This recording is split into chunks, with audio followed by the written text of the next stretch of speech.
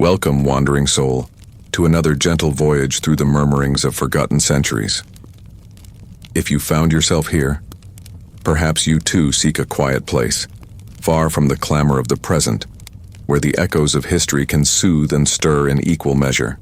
Before we light our lantern and step into the past, I ask you, where are you right now? What does the world look like beyond your window? Is it bathed in golden morning or wrapped in moonlight's hush? Let me know in the comments. I truly cherish hearing where these stories reach. And if you find solace in these hushed, winding paths through time, stories carved from silence, meant to be felt as much as heard, consider subscribing. Each tale I tell is a candle in the dark, and it would be an honor to have you join us for every flicker of flame. Tonight we descend, not with a jolt, but with a slow unraveling, into a time when life was raw, law was rigid, and survival often meant stepping beyond its bounds. Our journey will lead us into the shadows of a forgotten Europe, through icy dungeons and lawless woods, where the desperate, the bold, and the damned carved their names into the bones of history. This is not a tale of kings or queens, but of those left to scavenge beneath their thrones, those whose crimes and sometimes virtues blurred like ink in rain. Settle in, dear listener. Let the noise of the day fall away. Tonight, we meet the ones history tried to bury, but whose stories still scratch at the coffin lid. Imagine, if you will, the Europe of the 1100s, not the grandeur of illuminated manuscripts or the splendor of coronations, but the quiet ache of frostbitten fields and empty bellies. The land was a patchwork of territories, duchies, principalities, each ruled with a different kind of cruelty, but all woven tightly into a feudal system that strangled as much as it sustained. The majority of souls alive in this time, nearly 9 out of 10, lived as bondsfolk or tenants, tethered to lands they did not own, laboring from dawn to dusk for a lord they might never meet. There were no clocks, only the tolling of church bells to tell time, no calendars save the rhythm of planting and harvest. A failed crop could mean starvation. A wounded ox could doom an entire family. And looming behind every misfortune was a hierarchy of wealth and law that treated the poor not as citizens, but as property with voices too faint to matter.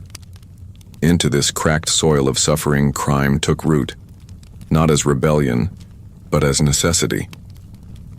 When laws favored the powerful and the priestly, what did law even mean to the rest? Many broke it simply to live another week. Roads were treacherous, not just from wolves or weather, but from those pushed so far into hunger that stealing from passing merchants felt less like sin and more like salvation. In forest villages, rumors would drift like smoke. A cloaked figure who robbed the bishop's envoy, a masked rider who struck the toll wagon before vanishing into the marshes. For the peasants, these were not villains. They were whispers of possibility. The idea that perhaps someone somewhere could strike back, even if just once, even if only for a loaf of stolen bread. But let's not romanticize too quickly. For every tale of a cunning thief who eluded the guards, there were 10 more of petty criminals caught and crushed under the boot of merciless justice. The lords ruled not just with armies, but with spectacle. Justice was performative, a theater of suffering meant to keep others obedient.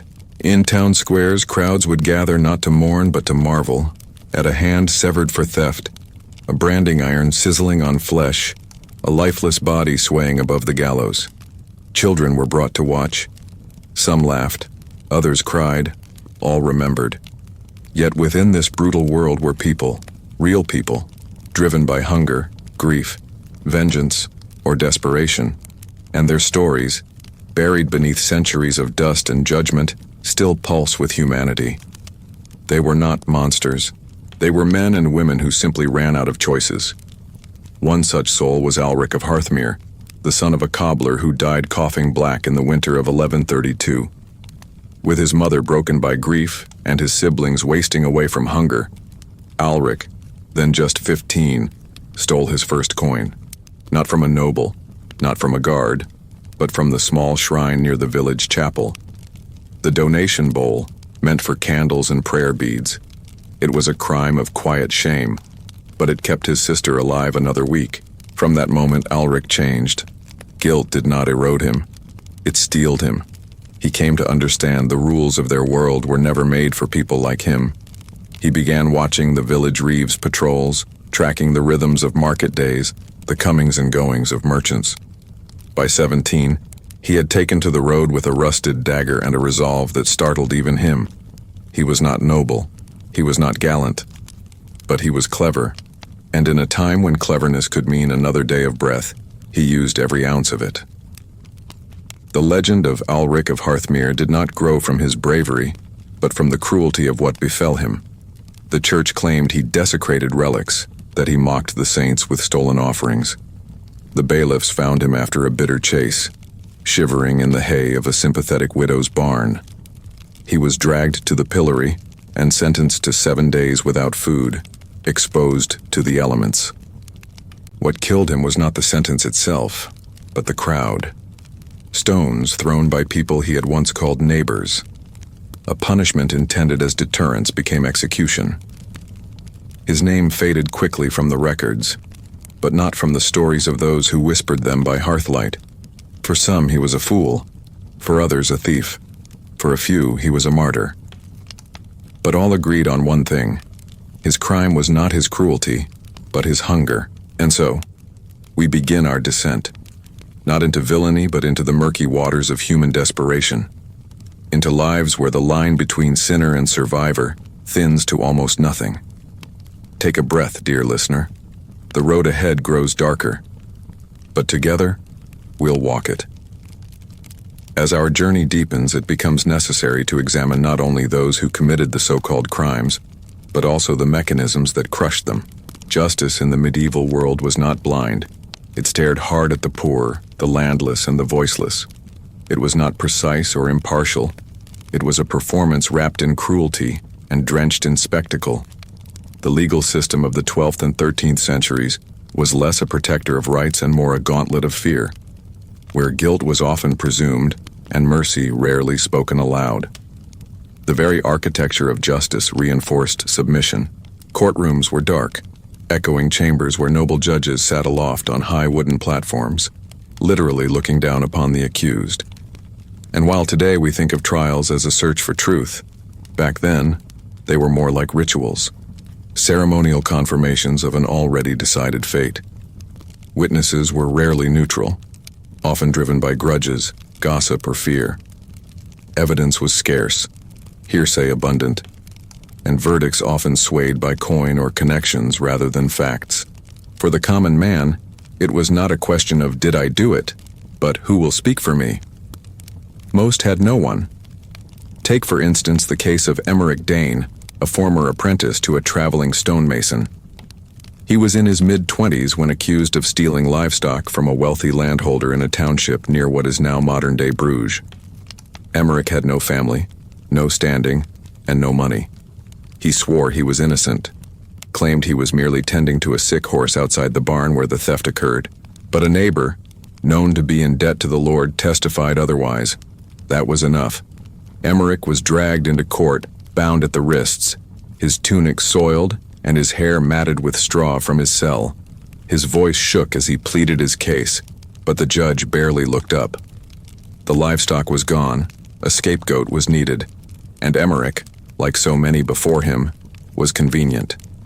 What followed was not execution, but ordeal, an ancient form of divine judgment. A cauldron of boiling water was brought forth, and Emmerich was ordered to plunge his arm in and retrieve a stone from the bottom.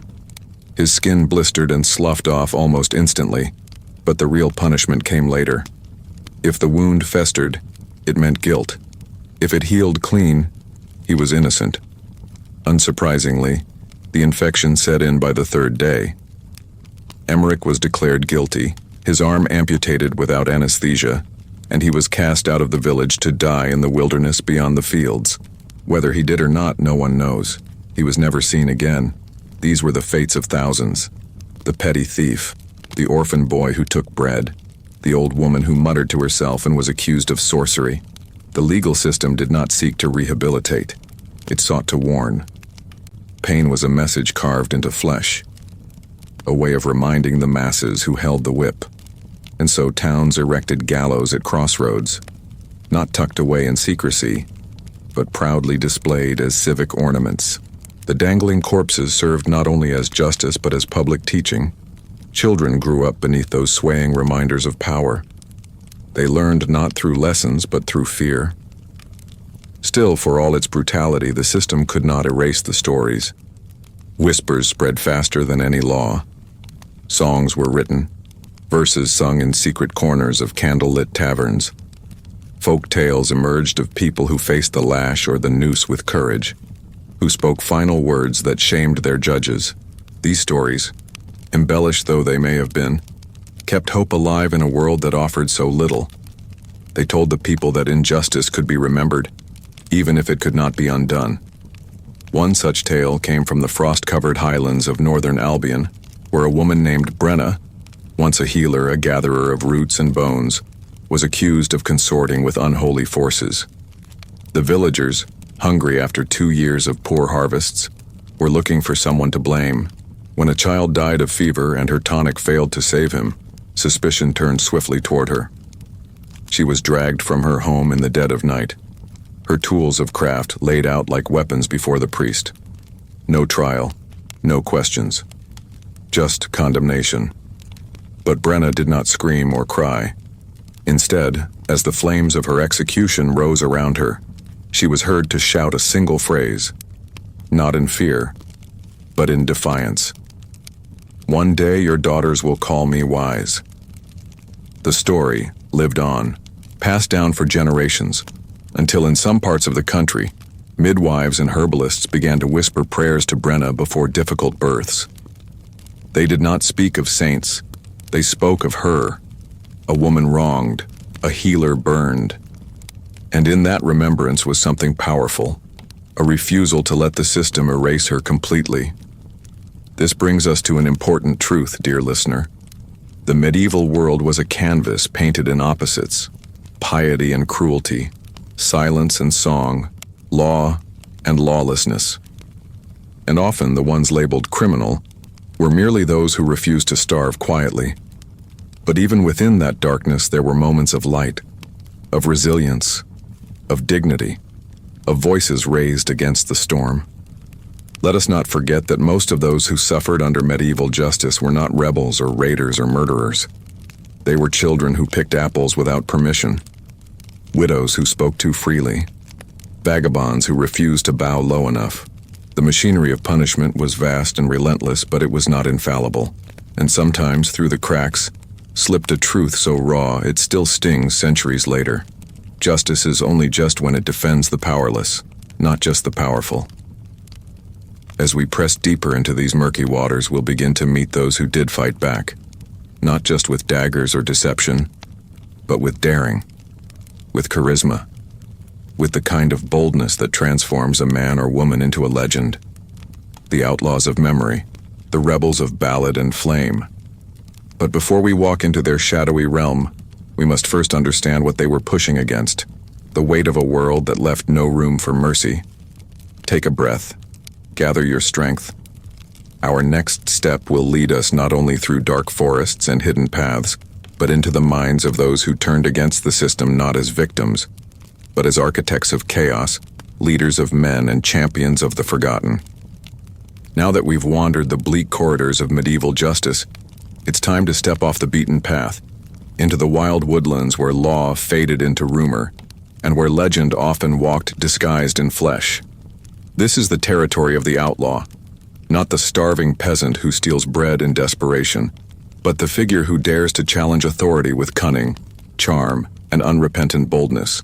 These were not just thieves, they were storytellers, manipulators, sometimes protectors, sometimes predators. And among them, few cast a shadow as long or as strange as Elias Vexley, known in his day as the Ash Cloak. Unlike the countless nameless figures who turned to crime out of necessity, Elias came from a different cloth entirely. Not noble, but not quite poor. He was born in 1177 in a merchant's household in the bustling river port of Weald Hollow, a town known for its ironworks and salt trade. His father dealt in spices and candle resins, often traveling between ports and returning with stories and coin. Elias was meant to inherit the business. was taught to read ledgers before he could read scripture. But by the time he turned 16, it was clear he was more interested in the street bards and dice players than in any honest trade. Trouble seemed to follow him like a second shadow. By 18, Elias had gambled away his father's winter profits. By 19, he had seduced the mayor's daughter and vanished before the scandal could stick. He was clever, not just book smart, but instinctively aware of people, their weaknesses, their hungers. He knew how to talk himself into a banquet and out of a prison cell, and more than once did both in the same week. But his life truly shifted after the great drought of 1197, as crops withered and riverboats ran aground in cracked mud. The taxes demanded by local magistrates nearly doubled. Whole districts starved, while the treasuries of the ruling elite swelled with grain levies and silver bribes. It was during this chaos that Elias disappeared. His name dropped from tavern gossip, no sightings were reported, and many assumed he had been arrested, or perhaps had fled to the coast in shame. What no one knew was that Elias had not vanished. He had transformed. He retreated to the Ashmere Wood, a vast and twisting forest north of Wildhollow, and there, among the exiled and the broken, he began building something far more dangerous than a gang. He built a following. The Ashcloak Gang, as they came to be known, was unlike the brutish bands of cutthroats that prowled the roads. Elias brought structure, roles, rituals, even a set of rules. No blood was to be shed unless necessary. No peasant was to be robbed. And any stolen goods were to be divided equally, with a portion always set aside for the cause. A loosely defined ideal that meant different things to different members, but to Elias it meant balance, a counterweight to the cruelty of the crown. He saw himself not as a criminal, but as a corrector. His operations were audacious. One winter, his crew ambushed a caravan belonging to the High Tax Marshal of Eldbrook, using only 4 men, a trail of false footprints, and a stolen priest's robe. Another time, Elias infiltrated a noble's banquet disguised as a jester, stealing the signet ring of Lord Farnholm while juggling apples and reciting limericks. The tale became so popular that some bards insisted it never happened, but the ring was never found and the noble never laughed again. Elias wore a dark cloak dyed with soot and ash from the forest, and a leather mask when on raids. Those who encountered him described not just fear, but fascination. He was courteous to servants, bowed mockingly to knights, and often left behind cryptic notes scrawled in Latin or rhyming verse. "To take from thieves is but a noble deed," read one such note, left pinned to a looted tax cart. "And may this gold plant hunger's seed." But fame comes with a price. By the early spring of 1202, his name was on the lips of every guard captain and magistrate in the kingdom of Lurendal. The Ashmere forest was declared lawless, and all who dwelled within it were deemed enemies of the realm. Royal scouts were dispatched, bounties issued. Rumors spread that Elias had taken in fugitives, that he was building an army, even plotting insurrection. It's difficult to say what truth lay behind these whispers. Some say he was offered safe passage in exchange for surrender. Others claim he was betrayed by one of his own. What is known is that he was captured not on a battlefield, but in a small village outside Caerwyn, where he had slipped into town to visit a childhood friend. Perhaps he grew careless. Perhaps he wanted to be seen. He was caught without his mask, without his cloak. And yet the townspeople knew immediately who he was. They did not cheer. They did not spit. They stood silent as he was bound in chains. His trial was swift. The court branded him a traitor, a rogue, and a corrupter of the young. But what unsettled the judges most was not his theft. It was the love he seemed to inspire. Letters poured in from farmers, clergy, even the families of guards he had once robbed. They did not deny his crimes, but they questioned the justice that punished a thief of taxes while excusing the lords who demanded them. The court, unmoved, sentenced him to hang. But Elias Vexley did not die the way the crown intended. The gallows collapsed beneath him before the rope could snap his neck. Some said it was sabotage. Others claimed divine intervention. In the confusion, he was dragged away, not by guards, but by a mob of villagers who carried him into the nearby woods, where he vanished once more into the mythic haze of Ashmere. Some say he died from his wounds days later, buried in an unmarked grave beneath a yew tree. Others believe he lived on, aging in secret, whispering counsel to younger outlaws who carried on his code. But wherever the truth lies, the legend of Elias Vexley endures. His name etched not into stone or scroll but into memory, an ember glowing in the minds of those who believe justice is not merely the law written by rulers, but the balance kept by the brave. And so we leave him, at least for now, the forest fox, the ash-cloaked rogue, the man who danced between myth and martyr. In our next step, we'll shift from rebellion to repression. For where legends rise, the system always finds new ways to silence them. But even in silence, stories echo. For every spark of rebellion that flickered through the dense woodlands or city alleys, the ruling powers responded not with reflection, but with fury. Systems that had already been cruel now became sophisticated in their cruelty. New offices were created, writs issued, rewards offered not just for the capture of rebels, but for information, for whispers, for betrayals born from fear. It was not enough to hang the body. Now they sought to hang the very idea.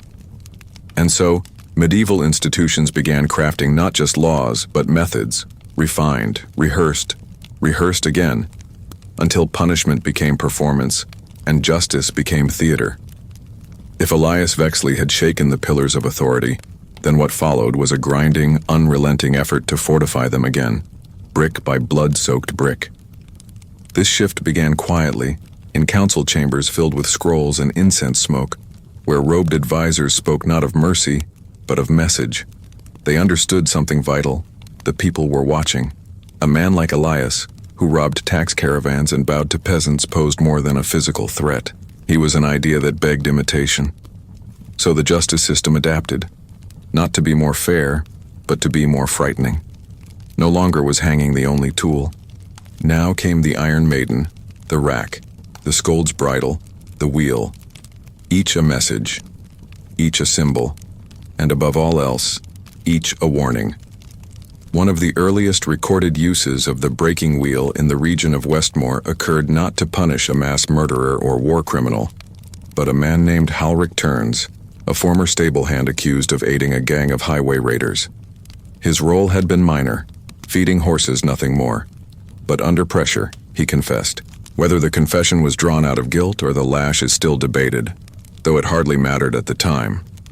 The authorities had caught no leader, no weapon, no coin. But they had Halric, and Halric would do. He was tied to the spokes of a large wooden wheel, his limbs arranged carefully so each major joint would receive the full brunt of the mallet. The executioner struck rhythmically, ceremonially, until every bone from his shoulders to his ankles shattered like dry kindling. The crowd did not cheer. Many turned away. A few wept. But all understood what they were meant to feel. This was not justice. It was control. And it was not subtle, but the machinery of suppression extended beyond the body. It entered the home, the village, the soul. Surveillance grew. Village reeves were empowered to detain citizens without formal charges. Travel passes were introduced, and those found too far from their parishes without permission could be jailed, whipped, or branded. Language itself became a crime. To speak favorably of an outlaw, to repeat his rhyme, to sing his songs, was declared sedition. Ballads once performed freely now became dangerous relics. Musicians were tortured. Minstrels went silent. And thus, history began to disappear, edited not by ink, but by iron. But where brutality grew, so too did quiet rebellion. People adapted in secret. Songs were sung in code. Names were altered slightly to become unrecognizable to the untrained ear. Symbols were carved into door frames or fence posts, marks that only the knowing understood. A certain bundle of herbs tied with twine left on a doorstep might mean a safe place. A smudge of ash in the shape of a crescent on a tavern door might mean danger. The outlaw's cause, though hunted and maimed, slipped through cracks like mist. And yet, for all its resilience, the people paid a high price. Families were torn apart by forced confessions. Children grew up fearful not of beasts but of bailiffs. The once vibrant bond between communities began to fray, replaced by suspicion. Every neighbor might be an informant, every friend a possible snare, and into this widening silence stepped the institutions that had crafted the fear in the first place.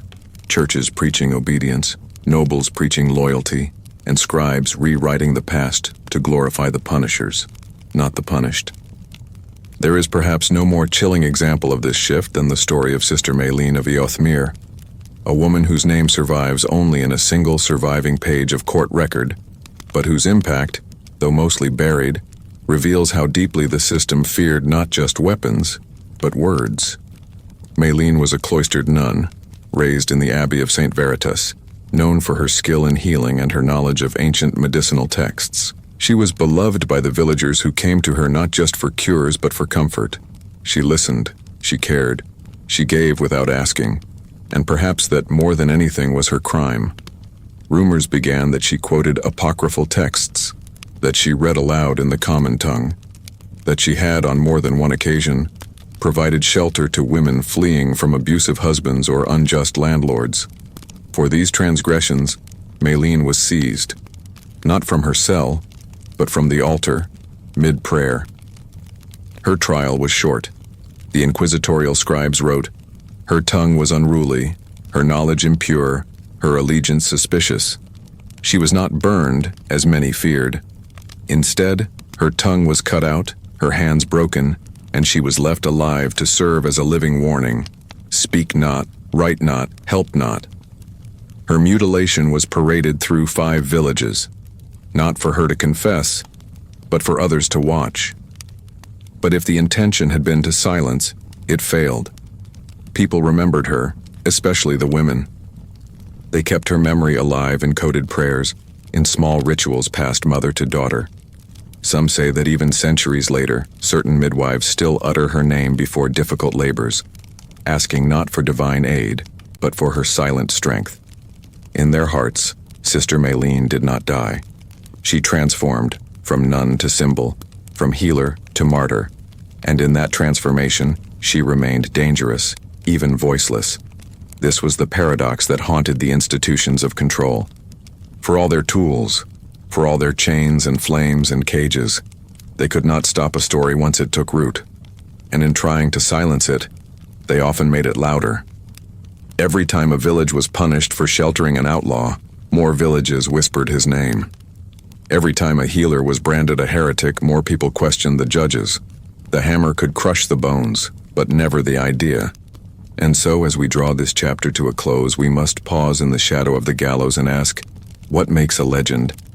Is it the deed, the danger, or is it the fear of what they represent? Because at the heart of every effort to suppress these figures, be it by iron, by silence, or by flame, there lies a deeper truth. That those in power feared them not for what they did, but for what they revealed. That power can be challenged, that systems can be broken, and that the human spirit, no matter how battered, has an unnerving way of rising again.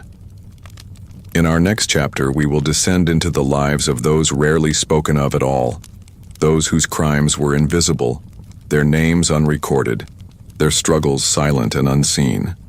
Women, the poor, the exiled, the ones history discarded, yet who endured all the same. While the names of charismatic outlaws and defiant rebels sometimes carved their way into the margins of recorded history, the lives of others were not so lucky.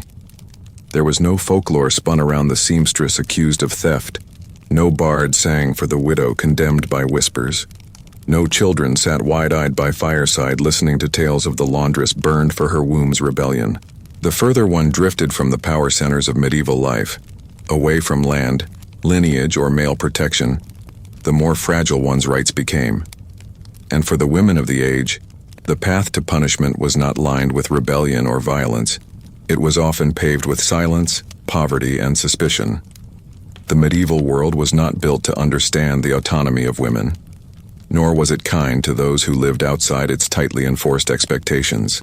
For many women, especially the unmarried, the widowed, or the poor, survival itself became a crime.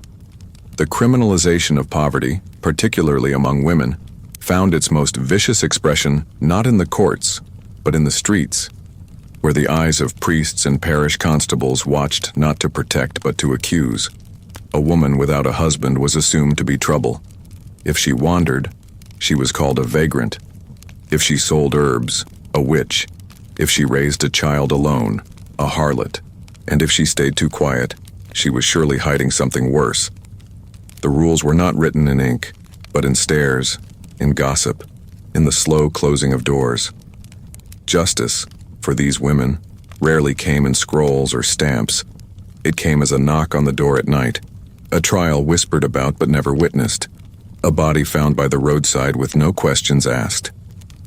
Consider the case of Ilwyn Brast, a woman born into the salt villages near the estuaries of Calwyn Bay. She was the third daughter of a fisherman, raised among brine-soaked nets and the chorus of gulls, and had learned to gut herring by the age of 6. By all accounts, she was neither unruly nor rebellious. She kept to herself, fished when the men let her, and sold dried seaweed and pickled eels in the village square. But she never married. Some said she was cursed. Others said she was too proud. The truth, though irrelevant to her fate, was simpler.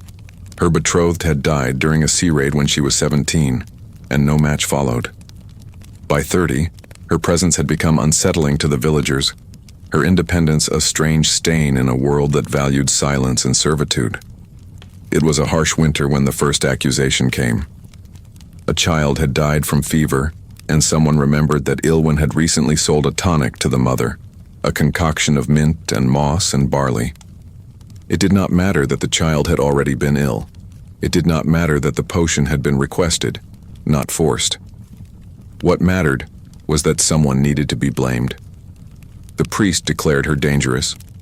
The reeve ordered her shackled. Her trial lasted only an hour. Her defense shouted down with cries of witch and blasphemer. She was not tortured, at least not by the standards of the age. She was whipped, publicly, brutally, and sentenced to expulsion from the village under pain of death. Her belongings were burned, her name scratched from the rolls. She walked barefoot into the frost and no one ever saw her again. But her story remained. Quietly, guiltily, women would pass it down to their daughters, not as a tale of justice, but as a warning. Keep your head low, do not speak too much. Do not heal, do not wander, do not question. Learn to disappear inside your own life, and perhaps then, you might survive it. Yet not all women went quietly. Some chose to turn desperation into defiance. Some chose to commit the crimes they were already assumed capable of. One such figure was Maren Holt, a former washerwoman in the river city of Dreyholt. Maren's life had been shaped by drudgery, bent over icy waters, scrubbing linens until her hands cracked and bled. Her husband, a carter, died during a cargo riot in the city docks, leaving her with 2 children and a debt she could not read, let alone repay. With no guild to protect her and no patron to vouch for her, Maren fell into vagrancy, then into theft, then into legend. Her crimes were simple, effective, and almost always against the city's bureaucrats. She would sneak into storehouses late at night and steal flour meant for royal banquets, then leave loaves of bread on the doorsteps of poor families with notes that read, "You eat because they steal. I steal because you eat." She carried a small blade, carved from a broken scythe, and was said to wear a shawl dyed in the blood of butcher's cloth. The city reeves dubbed her the Red Wretch, a label meant to demean her, but in the marketplaces, whispers told a different story. To the downtrodden, she became a strange sort of saint. Not holy, not untouchable, but brave, real, one of them. She was caught in the spring of 1304, betrayed by a young boy bribed with a single silver penny. Her trial was public and the city expected a spectacle. What they got instead was a speech, short, ragged, unforgettable. "If feeding my child makes me a criminal, then hang me from your gates and call yourselves just." The court obliged. She was executed at dawn. But by dusk, red ribbons had been tied to dozens of door handles throughout Dreyholt. Some still appear on the anniversary of her death, knotted by hands that never knew her. But remember what she meant. Maren, like Ilwyn and like so many others lost to the silence of time, forces us to ask a harder question. What is crime when the law punishes survival? And what is justice when it serves only to preserve power, not protect people? In a world where owning property mattered more than saving lives, where names were erased for acts of care, and where dignity was reserved for the wealthy, these women became criminals not by action, but by existence. And perhaps most hauntingly, we'll never know most of their stories. The archives remain bare, the ledgers scrubbed clean, but the bones remain beneath the stone, the memories passed in murmurs, the faces imagined in candlelight by those who understand that history is not only what survives on paper, it is what endures in spirit. As we look ahead, our journey takes us into a new layer of this history, a darker place, a colder one, not the woods or the courts, but the jails, the iron mouths of the system where the accused were swallowed, forgotten, and sometimes transformed. There is something particularly cruel about a place that does not kill, but instead waits for you to die. A blade may end you in a moment, a rope may rob you of breath in the blink of an eye, but a dungeon is something else, a place that devours slowly, like rot spreading in wood or rust gnawing at iron. It was not merely a cell, it was a statement, a declaration that you were no longer part of the living world, but something beneath it, something shelved and shelled and silenced until only bones remained to tell your story. The medieval dungeon was not designed for justice, it was designed for forgetting. In the cities of the 12th through 14th centuries, prisons were not used as long-term correctional facilities like we know today. They were holding pens, torture chambers, political tools, places to wait for trial, to break confessions from the defiant, to punish not only the flesh but the mind. Deep underground, beneath castles or town halls, sometimes carved into natural caves or built into crumbling foundations of older Roman ruins, these spaces were damp, narrow, and alive with crawling things. Rats fed on the sick. Water leaked from cracked ceilings, leaving pools in which lice and disease bred with ease. The smell, thick, humid, laced with human waste and fear, would have been unbearable to anyone not already numbed by days or weeks of exposure. Into this world were cast all manner of the accused, the rebel, the thief, the heretic, the wanderer, the wrongly accused. There were no comforts. There were barely walls, just earth, stone, and shadow. In some cases, the prisoners were chained to iron rings embedded in the wall, forced to sit or lie in their own filth for weeks without movement. In others, they were locked in devices meant to immobilize, like the iron collar or the body press, where blood stopped circulating and limbs turned blue. Food, when given, was crusted barley or moldy root. Water, if not tainted, was rain collected from buckets placed beneath cracks in the stone ceiling. Many did not survive long enough to reach sentencing. One of the rare surviving accounts from a dungeon inmate comes from a man named Wayland of Three Barrow, a former gravedigger turned scapegoat during a tax revolt. He was accused, falsely by all modern accounts, of inciting violence during a protest in the Capitol Square. He was arrested not with fanfare but in the quiet of dusk, dragged from a tavern and gagged before he could call out. He was held beneath the southern wing of Blackward Keep, in a cell no larger than a storage trunk. Years later, after being released due to lack of evidence, by which time he had lost 2 toes and much of his hearing, he wrote a crude journal in charcoal on scraps of sheep hide. "I slept with my knees in my chest," one entry reads. "When I dreamed, I could only see stone and I forgot what stars looked like. I knew a man who died beside me, though I never saw his face. He coughed for days, then stopped. They took his body 3 days after, but the stench stayed. It still lives in my nose even now in the sunlight." Wayland's story is not unique. Most never left those places. They died slowly, of fever, of despair, of dehydration or untreated wounds. Some were tortured into confessions they did not mean, others broken until they admitted to things they did not understand. Medieval inquisitors were not interested in proof. They were interested in performance. A confession, however earned, was their prize. And so tools were developed not to kill but to persuade. The thumbscrew, the strappado, the iron vise. Devices that slowly dislocated joints, peeled skin from muscle, compressed bone until it cracked. The screams were considered necessary. The silence that followed was preferred. But perhaps most disturbing of all was the psychological dismantling, the way these places erased the self. Days passed without time markers. No sun, no bell tolls, no candles in the dark. Food came randomly, if at all. Guards did not speak. When they did, it was to insult, to mock, to ensure the prisoner knew exactly how little they mattered. Some prisoners began to hallucinate. Others scratched names into the walls just to remember who they were. And even those who survived the ordeal often emerged as strangers, haunted, half-mad, unable to reintegrate into the life they once knew. Take the case of Tilda Firm, a former brewer's assistant from the town of Oscarin. She was imprisoned for nearly a year on suspicion of harboring a fugitive rebel priest.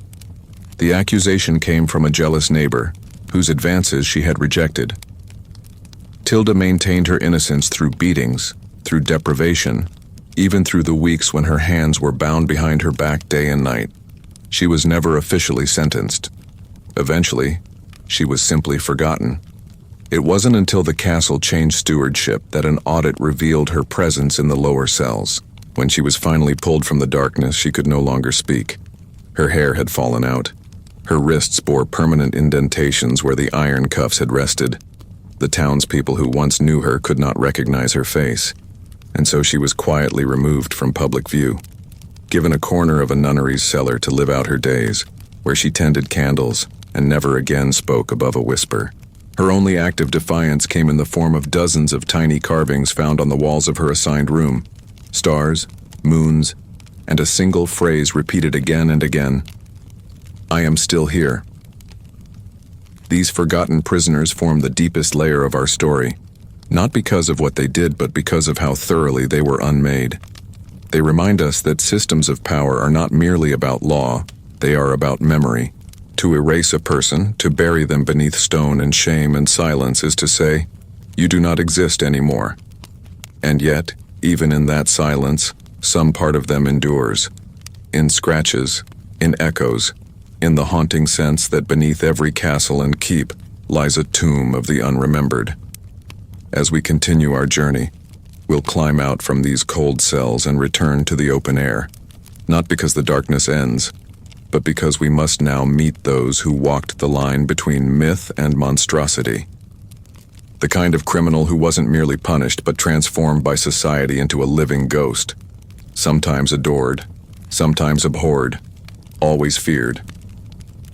The next name in our tale is one spoken in hushed tones across centuries, a woman whose crimes, if they ever happened, have been buried beneath centuries of conflicting stories and folklore, and yet her legend endures, sharp as broken glass. There are names in history that seem too sharp to fade, names that carry a sting, a shiver, a kind of ancient voltage that sparks even across centuries. Names that the page does not quite contain, because they are as much breath and myth as they are fact. One such name, passed down through the dust-choked alleyways of ballad and warning, is Marla of Grenton Moor, known to some as the Night Wife, to others as the Black Fawn, but always, without fail, as danger incarnate. Yet beneath the layers of fear, of legend, of caricature, lies a woman who, like so many before and after her, was sculpted into a villain not by deed, but by design. The records are sparse, fragmentary, and contradictory. But what consensus remains is this: Marla lived on the fringes of society, both geographically and socially. Grenton Moor was a wind-lashed expanse of heather and bog, a place that swallowed sound and sank cartwheels. Marla occupied a small homestead on the western ridge, near the stone circle known as the Wolf's Hollow, a place that even shepherds avoided once the sun fell. She was never married, never baptized, and never seen attending mass. She kept goats, tanned her own hides, and was said to speak 3 languages, one of which no one else in the region recognized. To the fearful, this alone was evidence enough. But to the desperate, Marla was something else entirely. Over the course of 15 years, she became an unspoken pillar of the surrounding villages. Women with sick children, men with shattered limbs, widows unable to pay burial rites, all found their way to her door. She gave no sermons, required no penance. She administered poultices, whispered songs, performed strange but tender rituals. Those who visited her often did so at night, not out of shame but out of self-protection. For to seek Marla's help was to admit belief in her power, and to believe in her power was to risk condemnation by the church. Still, her name spread. Quietly, affectionately, and often with reverence. And that reverence was what doomed her.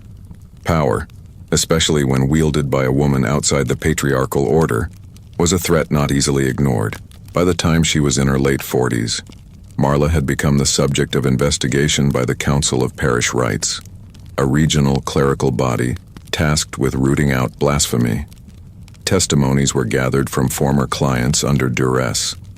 One claimed she had spoken to spirits in the wind. Another insisted her herbs caused hallucinations. A third, a young apprentice priest, claimed he had seen her dancing naked in the moor at dusk, speaking in tongues to a stag. The trial was swift, but the judgment had already been passed long before the verdict was read aloud. She was declared a heretic, a witch, and a seducer of men. Her house was burned to the ground before she was even shackled. The flames, it was said, turned green and hissed like serpents. This, of course, was likely just the effect of her dried herbs and oils catching fire. But to the villagers, it confirmed everything. Her trial lasted 3 days, each marked by public testimony, mockery, and ritual humiliation. She refused to confess, not once. And when asked to beg for mercy, she instead smiled, a strange, quiet smile that unnerved even the Inquisitor. For this, she was sentenced to death by fire, the execution to be held at the stone circle that bordered her land. The day of her execution drew a crowd from 5 surrounding parishes. People stood in silence. No cheers, no jeers. Only the howling of wind through the heather and the heavy footfalls of the procession. Witnesses claimed she wore no chains, that she walked unaided, wrapped in a shawl of black wool, her face unreadable. They tied her to a wooden post, surrounded by kindling and peat, and read aloud the charges: sorcery, seduction, sacrilege. But just before the torch was touched to the fuel, she spoke. Only once. "Your fire will die. Mine will remain."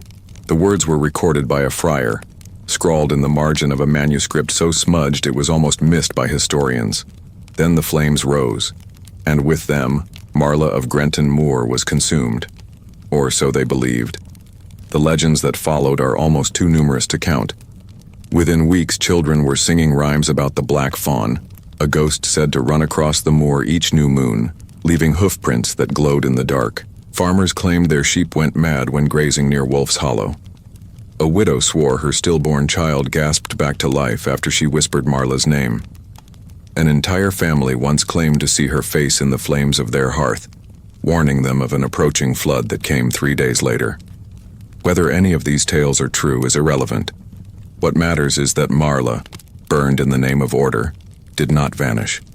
She multiplied, became a dozen different things to a dozen different people: devil, angel, saint, curse, protector. But in every retelling, one thread remained constant. She had power, and they had feared it. Her story, in this way, mirrors the pattern we have seen again and again. The system silences what it does not understand. It punishes what it cannot control. And in doing so, it creates something it can no longer contain. Marla became a symbol, not just of rebellion, but of refusal. She refused shame, refused to kneel, refused to explain herself to men who feared what they could not name. In her death, she became untouchable, and in that untouchability, she became eternal.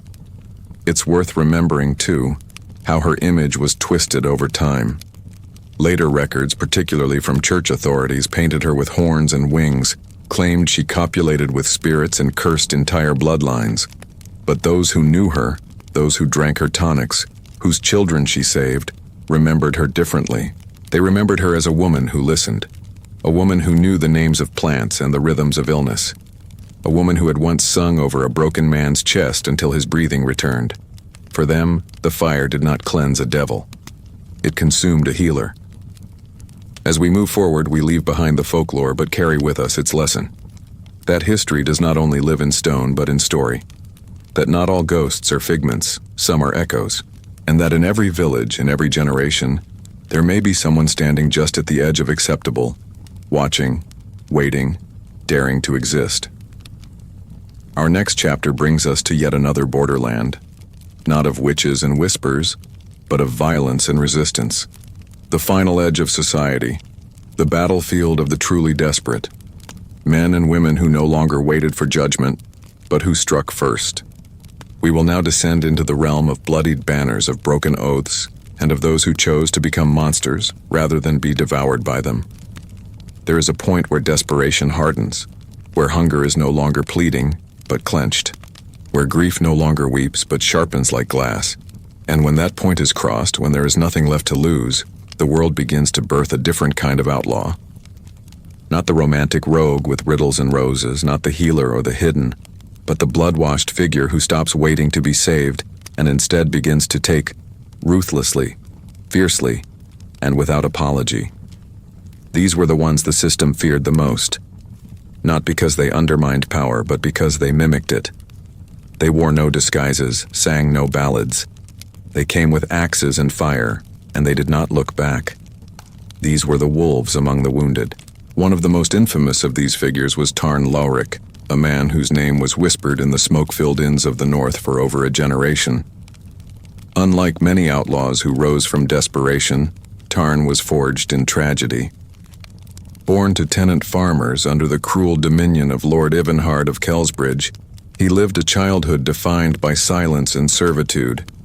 His family paid rent in barley, meat, and labor, and even then it was never enough. When Tarn was 19, his younger sister was taken by the Lord's men as a gift for the visiting bishop. She never returned. The following winter, his father was accused of withholding grain and publicly whipped until he bled into the snow. His mother drowned herself in the mill pond the next morning. Tarn fled, not to escape justice, but to learn how to wield it for himself.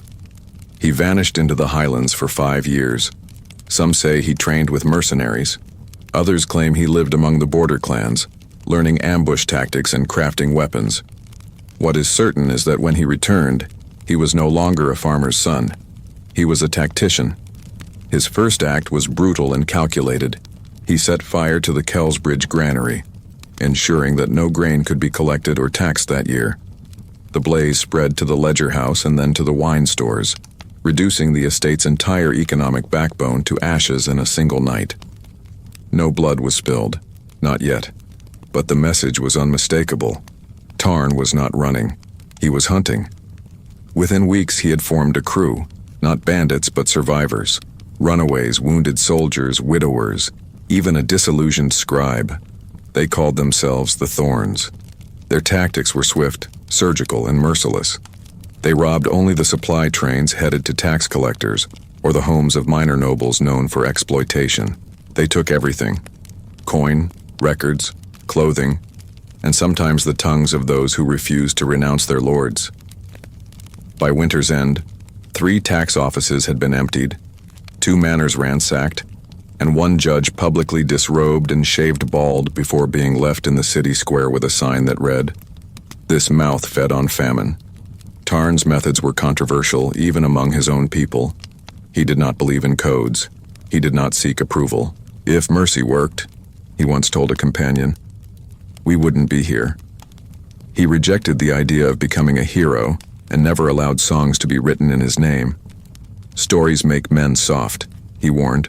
I want them to fear the cost of cruelty. And fear they did.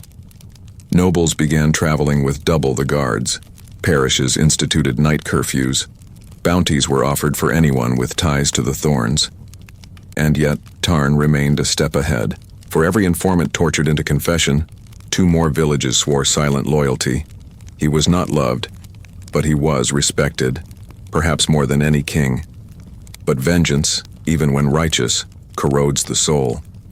And Tarn, by his 4th year as a fugitive commander, had become more weapon than man. He began executing hostages without negotiation. He burned bridges and temples used by royal patrols, regardless of who might be inside. His own crew began to splinter. Some left quietly. Others challenged his decisions and were never seen again. The Thorns, once a unit, became a shattered bramble of distrust and hardened ideology. When they eventually turned on one another, it was not the sword that ended the rebellion, but exhaustion. Tarn disappeared again, and this time, no one followed. Rumors abound. That he died in the mountains, that he was betrayed by a former lover, that he returned to the ruins of his childhood home and buried himself beneath the floorboards, but none have been confirmed. What is known is that the name Tarn Lauric still stirs a reaction, fear in nobles, awe in peasants, and a silence in soldiers who once hunted him but failed. His legacy is neither clean nor comfortable. He was no Robin Hood. He did not steal for the hungry. He burned for the broken. His story forces us to consider a darker truth. Sometimes those who are wronged so deeply can only speak with fire. And he was not the only one. Across the continent, in a region known now only by ruins, lived a woman called Antha Saravan, a butcher's apprentice turned battlefield scavenger who led a rebellion so violent that entire cartographers refused to redraw maps of the territory for decades. Antha was brutal, fearless, and utterly uninterested in redemption. Her fight began after watching her 2 daughters executed for suspected treason, a claim never proven, based only on a crumpled letter found in their possession. Antha retrieved their bodies with her bare hands, buried them beneath a pile of stolen stones, and returned to the town the following week with 7 companions and a barrel of tar. What followed was known as the Ember Massacre, a retaliatory slaughter of tax agents and guards, every one of whom had stood at her daughter's execution. From that moment, Antha lived as a ghost, her face covered in ash, her hands stained black with pitch and soot. She wore a coat of stitched leather made from the banners of the fallen, and her weapons were cleavers taken from her former butcher's stall. She did not lead a movement, she led a purge. Her raids were fast and unrelenting. Entire outposts disappeared overnight. Supply lines vanished. Cities locked their gates when the smoke began to rise. Even the clergy, who so often served as moral arbiters, could not deny the effectiveness of her rage. But unlike Tarn, Antha did not vanish in silence. She was cornered during a raid on a bishop's convoy, badly wounded and taken alive. Her execution drew crowds, as all executions did, but this one was different. As she was strapped to the pyre, she did not scream or curse. She simply said, "You burned my children. Now we are even." Then she closed her eyes and never opened them again. What these stories show is not a glorification of violence, but a reckoning with it. When law is wielded as a whip, and power serves only the powerful, then those it crushes will sometimes rise not with petitions, but with blades. They are not heroes. They are not saints. But neither are they simply villains. They are the final symptom of a system that refused to listen. And in their fury, we see both the shadow of injustice and the dangerous beauty of a spirit that refuses to yield. As we approach the end of our journey, we turn one last time, not toward the battlefield or the dungeon, but toward memory itself. We will now ask, what becomes of these stories when the generations change? Who remembers? Who forgets? And how do the echoes of the past still shape the world we walk today? Time, they say, buries all things, but it never buries evenly. Some names vanish like dust in wind, while others cling to memory with teeth, surviving not because they were preserved by truth, but because they served a purpose. And in the long shadow of medieval Europe, it wasn't kings and clergy alone who shaped the future. It was the voices that refused to stay quiet even when they had no voice left. In the end, the story is what survives. And the story, more than any sword or law, is the thing that lingers. It is here, in the murk of myth and memory, that the true legacy of these outlaws, rebels, and haunted souls reveals itself, not as history carved in stone, but as a living inheritance carried on in hushed songs, scratched initials, smuggled prayers, and the whispered truth behind the official tale. What we call history is often no more than the victor's ledger, edited, filtered, sanitized. It is law books that mention the execution, but not the injustice. Sermons that condemn the heretic but forget the miracle. Charters that record what was taken but never why. The archives are quiet about most of those we've met in this journey, because the system that punished them also erased them. Yet in the silence, something curious happens. Their stories didn't vanish. They scattered, broke into pieces and found homes in unlikely places. A tavern rhyme, a local superstition. A scarred stone where offerings are still left by hands that don't know the full tale, only that the place matters. Consider the village of Eldenshade, where every autumn a line of black candles is lit along the edge of the forest, facing inward, as if warding something or honoring it. No one can remember exactly why the tradition started. Some say it's in remembrance of a band of freedom fighters. Others say it's to keep the spirit of a scorned healer at bay. The original story is lost. What remains is the ritual, the act of remembering without knowing, and in that a kind of sacred persistence. Even when names are erased, the feeling survives. That something happened here, that someone mattered, that something must not be forgotten. It is in folklore that many of these stories breathe easiest, not in the royal annals, but in the tales told to children. The outlaw who danced on rooftops, the ghost of the red-eyed midwife, the butcher's blade that sings in the wind. They are not accurate, they are not scholarly, but they are powerful, because they pass from mouth to mouth, heart to heart, untethered from parchment or pulpit, and in doing so, they escape the grip of those who would silence them. But there is another side to this legacy, one that asks a harder question. When do we mythologize suffering so much that we forget its real cost? When do we turn rebels into symbols so large that we lose sight of the broken hands and bloodied feet beneath their stories? It is easy to speak of Elias Vexley as a clever trickster, a forest fox, a legend. But he bled. He lost. He feared. Somewhere there were people who loved him and never saw him again, and while we may raise a glass in his name now, we must not let the poetry of his life eclipse the pain of it. The same is true for Marin Holt, for Sister Maylene, for Tarn Laurick, and Antha Saravin. Their courage should be honored, but their humanity must not be romanticized beyond recognition. To remember rightly is to hold both halves of the story at once, the defiance and the despair, the fire and the ash. And this is perhaps the most important task we, the living, inherit from the forgotten. To carry their memory not just as entertainment or lesson, but as responsibility. To let their stories guide how we treat the unheard among us today. To ask, with sincerity, who are the Marlas of our time? Who are the ones being silenced, broken, blamed for their own suffering? What laws do we follow without question? What names have we let slip through our fingers because they were not written in books but only spoken in sorrow? Even today, fragments of medieval injustice remain embedded in the bones of our systems. The suspicion of the poor, the fear of the different, the need to punish before we understand. And though our world may seem kinder on the surface, though we have banished the wheel and the rack and the public stake, new forms of cruelty rise to take their place. Silence, isolation, poverty, prejudice. These are the dungeons of our age. And just as before, there are those within them whose stories are not being told.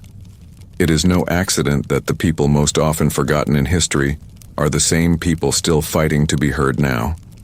The landless, the voiceless, the broken, the ones who don't make the rules but are crushed beneath them. And it is also no accident that stories, when told truly, threaten power, because they reveal what law tries to hide, that humanity cannot be legislated, that suffering cannot be normalized. That courage often comes from the margins, not the center. So let us be careful with these stories, not just in how we tell them, but in how we live them. Let us not turn pain into spectacle. Let us not turn justice into metaphor. Let us honor the lost not just with retellings, but with listening, with questioning, with refusal to accept silence as enough. Because if we do that, if we carry these echoes forward with care, with reverence, with humility, then the dead do not fade. They walk with us, not as ghosts to haunt, but as companions to teach. As we approach the end of this journey, we find ourselves not just looking back, but inward. We've walked through ash-choked forests and mold-dark dungeons, through battlefields and burning stakes. We've met murderers who were mourned and saints who were slain. We've witnessed injustice cloaked in ritual and rebellion carved into the soil. Now we must ask, what does it mean that these stories still move us? What does it mean that we remember them? Our final chapter will bring us home, not to comfort, but to challenge. Because these stories are not relics, they are mirrors. And in them, we may see not only the world that was, but the world we're building still.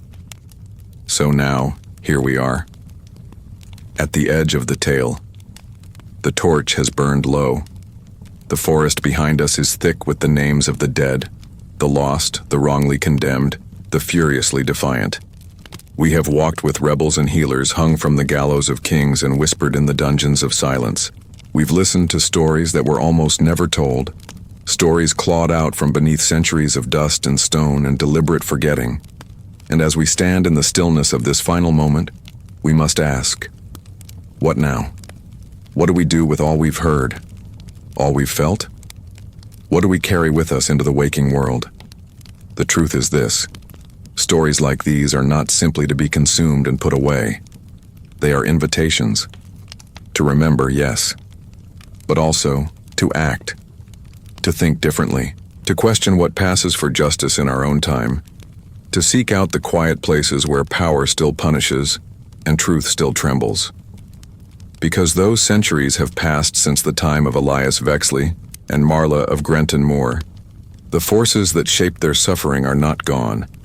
They have changed masks, changed names, shifted into boardrooms and courtrooms and headlines. But their core remains the same. And if we forget that, we risk becoming the crowd that looked away, the scribe that erased, the judge that nodded while the fire was lit. Perhaps the most dangerous thing about history is not its violence, but its distance. It lulls us into thinking we are better now, more civilized, more compassionate. But compassion is not inherited.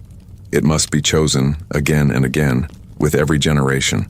And when we forget the human cost of the systems we build, we start to replicate them, dressed in modern language, but stained by the same old logic.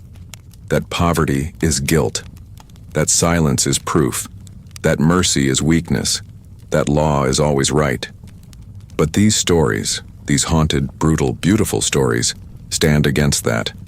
They remind us that history was never clean, that goodness was never easy, that justice was not always found in courts, but sometimes in the mud, the woods, the blood, the broken breath of a mother who still dared to fight.